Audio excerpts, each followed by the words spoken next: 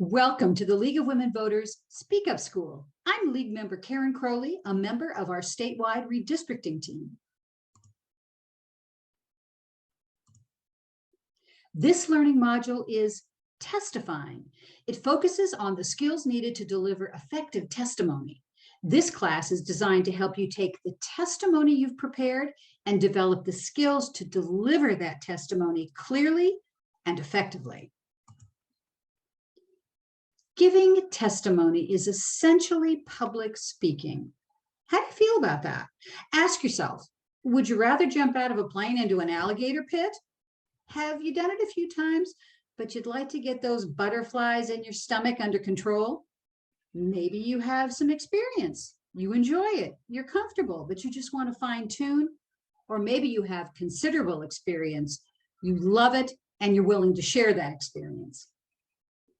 Regardless of where you fall on this scale, our goal is to help you feel more comfortable presenting your testimony. This class is about how, not what. We'll walk you through the qualities that make a good presentation, and we're going to move fairly quickly. We'll describe the do's and don'ts of effective testifying, give you several tools that will help you identify and apply best practices, and we'll review an example, the powerful testimony from 2011. As you think about testifying before the Redistricting Commission or any public entity, please remember you have something to say that matters. Your perspective is unique and has value. You deserve to be at the table. And remember, the commissioners have invited the community to speak. They are curious about what you have to say. So this class is a beginning. We encourage you to use the materials to continue developing your skills.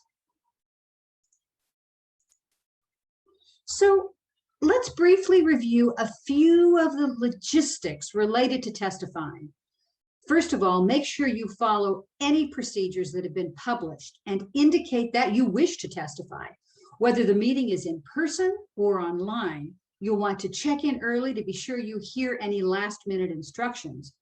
Generally, speakers will testify in the same order as their name appears on the sign-in sheet. Your testimony will be recorded. It's a good idea to pay attention to the previous speakers and to not repeat points that have already been made by speakers ahead of you. If all the points you wanted to make have been made, tell the committee you agree with the testimony given by the preceding speakers and urge them to take the appropriate action. You can always submit your written testimony with full details to the commission.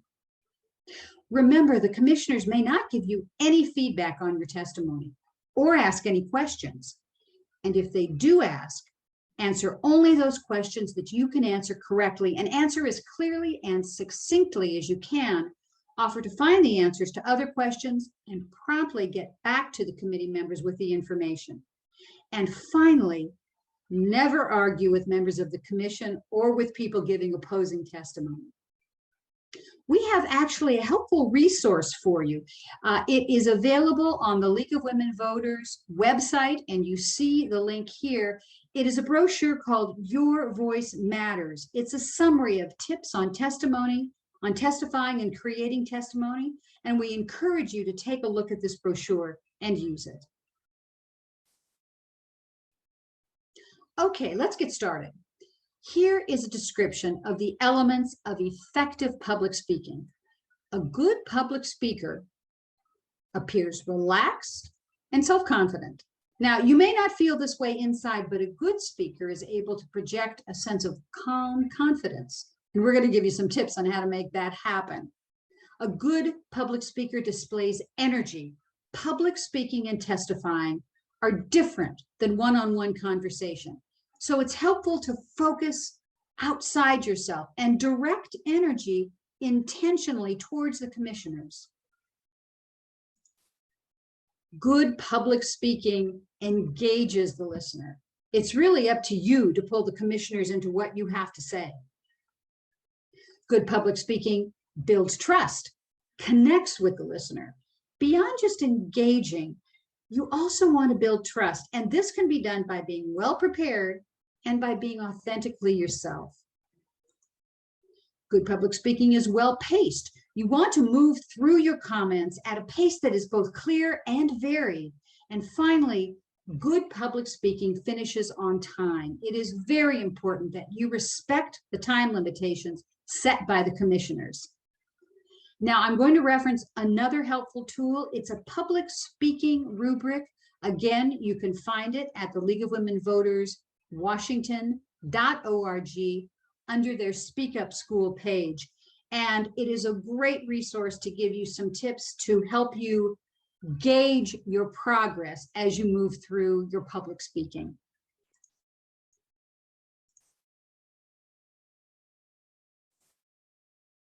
So, how do you appear relaxed and confident? Well, you pay attention to your breath and your posture. Breathe and relax. While you're waiting to speak, take slow, deep breaths. And once you're feeling relaxed, try to focus your attention on the meeting rather than on what you're planning to say. You've already practiced. Don't psych yourself out. If you're nervous, when it's your time to speak, you don't have to start right away. You can look at your notes, take a few breaths before beginning, sit up straight because your posture affects the quality of your voice. You want to lift up through the center of your body like a string is pulling up on top of your head. When you do that, you make room for your lungs to breathe. So I really encourage you. In fact, you can try this now with me. Put your hands on either side of your chest. Take a deep breath. You feel your hands move in and out? That's good. You're taking a deep breath and you're going to be helping yourself to relax and prepare. Take the time also, if you're in person, to adjust the microphone to your height. It should be directly in front of your mouth without having to stoop, reach, or lean. You can smile. That can make all the difference. And finally, take the time to think about what you'll wear when you testify. How you dress says something about who you are and your respect for the process. Choose clothing that makes you feel good and lets the commissioners know you're serious about your comments.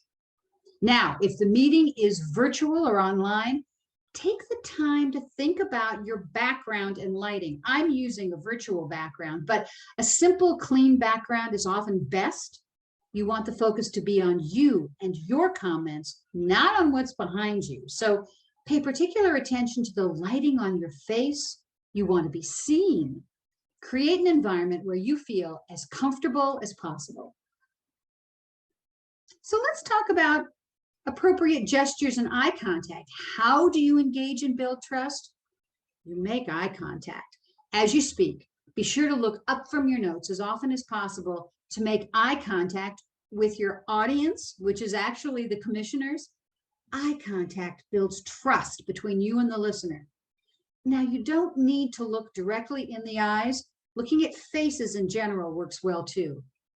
A note about gestures. You see, I use a lot of gestures. It's fine to use them if they feel natural to you, as long as they're not too distracting. Some people can say it's more comfortable just to put your hands on the table in front of you. Now, if you are presenting virtually, look into the camera on the screen, not at the faces that you see, because from the viewer's perspective, you probably know this, but from the viewer's perspective, you're only looking at them when you are looking directly into the camera. Position your notes so that you're looking up as often as possible. You don't want the commissioners to be seeing just the top of your head. And position the screen so that your face is in the center, not too high, not too low, not too close. And remember not to touch the screen while you're testifying. When we say your voice matters, we really mean it. The way you use your voice will make a difference. Speak clearly and slowly. Often when we're nervous, we speak more quickly than normal, and this may cause you to stumble or confuse the commissioners. Make an effort to slow your speech and use short sentences. This will make you easier to understand and can also help to calm your nerves. Now, as we mentioned earlier, if you're in person, you'll most likely be speaking into a microphone. So position that mic about 6 inches from your mouth and speak directly into it. If you can't be heard, your testimony will not be effective, regardless of how carefully your statement was prepared. Observe the people before you using the microphone and notice what's working for them. You want to speak in your normal voice, but varying your tone and pace and volume is going to keep the commissioner's attention. Be careful not to end sentences on a rising note. It's not a question unless it is. And be aware of any tendency you have to use filler words. Like. These are distracting and they can be removed by practicing your comments. And you know, it is perfectly okay to be passionate, to convey strong feelings in your comments, but please always remain respectful of the commissioners and the other testifiers. And a few more tips. As we said earlier, remember to sit up straight. This affects the quality of your voice. Also, drink enough water before you speak so your mouth doesn't dry out.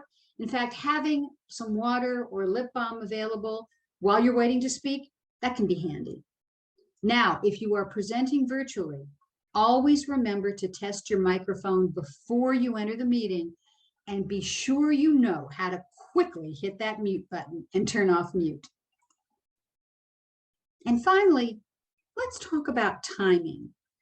You must speak clearly, but you must also keep within the stated time limits, which is usually 3 minutes. A good speaking pace is about 150 words a minute. So once you've developed your testimony, be sure to time it so that it stays within the stated time limits. And you should also prepare a shorter version in case the commissioners change the rules. It happens. Use silence. It can be a great ally and cause the audience, the listeners, to hang off your next words, wondering what you're about to say. Don't be intimidated by silent moments.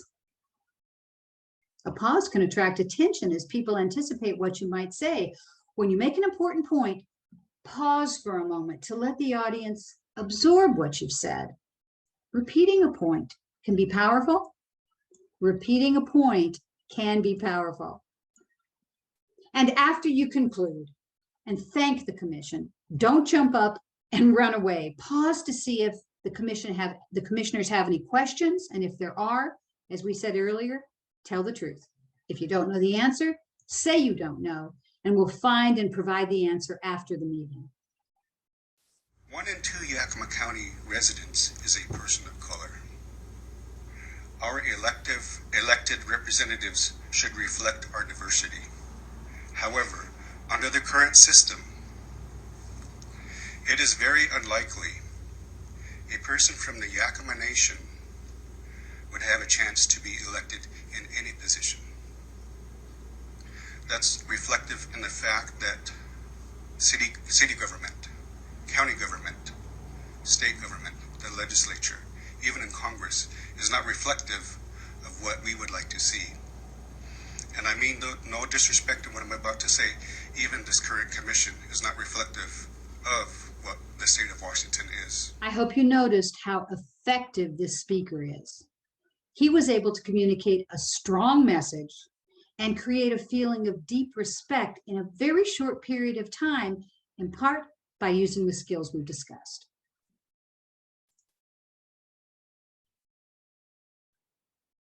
And that's it. Those are the skills we wanted to teach. That concludes the testifying module. We encourage you to review, to use the materials, to refer to the handouts, and practice, practice, practice your testimony. Remember, speaking in front of a commission is unfamiliar and stressful to most of us.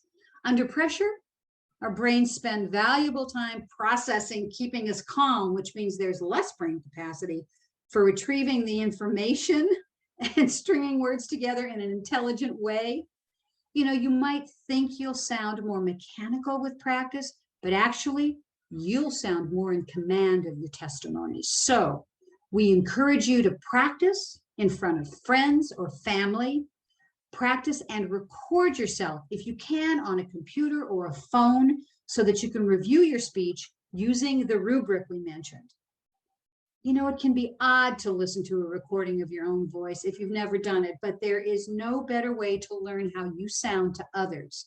And with practice, not only will you build skills to testify at redistricting hearings, you'll build skills to become a more effective speaker at any venue. And the more effective you become as a speaker, the more positive influence you'll have on our democracy. Your voice really does matter. So thank you for your attention. We hope we've given you skills that have been helpful, and we very much appreciate your commitment to this important process. As a final reminder, you can find the tools and resources that we referenced in this training on the League of Women Voters of Washington website. You see the page there, lwvwa.org/speak up. And we encourage you to speak up. Thanks so much.